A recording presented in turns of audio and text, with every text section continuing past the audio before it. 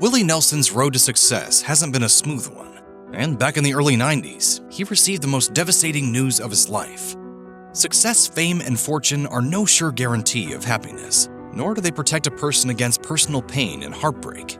And while tragedy is often the stuff of which art is made, it's still just that, tragedy.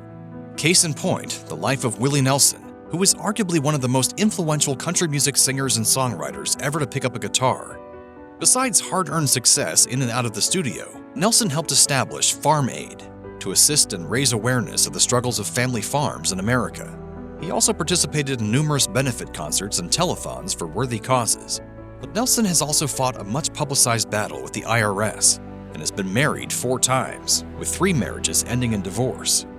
And although he's the father of 8 children, his experience with his son from his first marriage led him to endure a father's worst nightmare.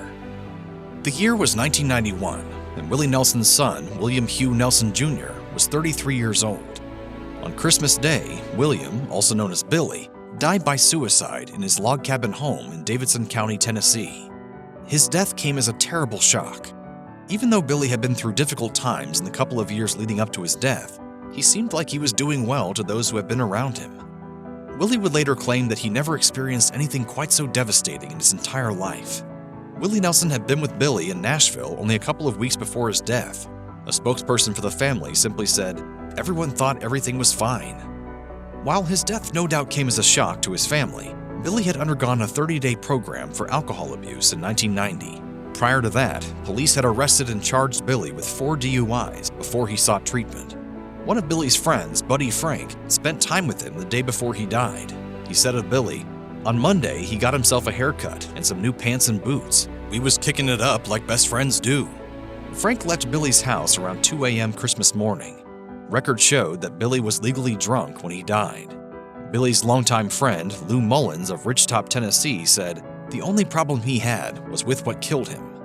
He also said that Willie Nelson did everything he could for Billy, but Christmas time seemed to hold difficult memories for Billy, as his mother Martha had died during the 1989 Christmas season.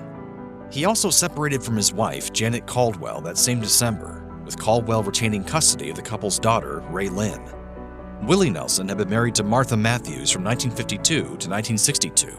Billy was the youngest child and the only boy from the union.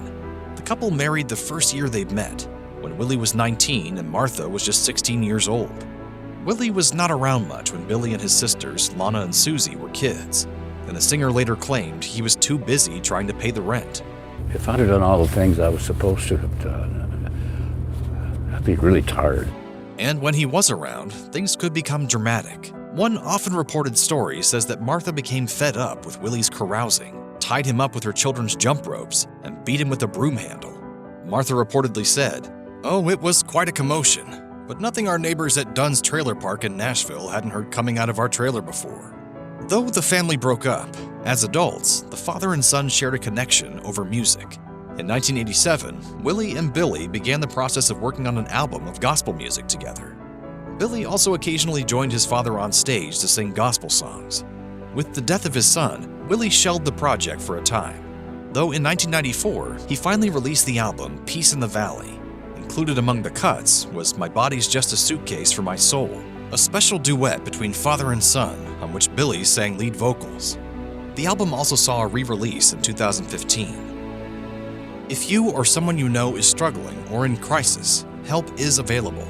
Call or text 988 or chat at 988lifeline.org.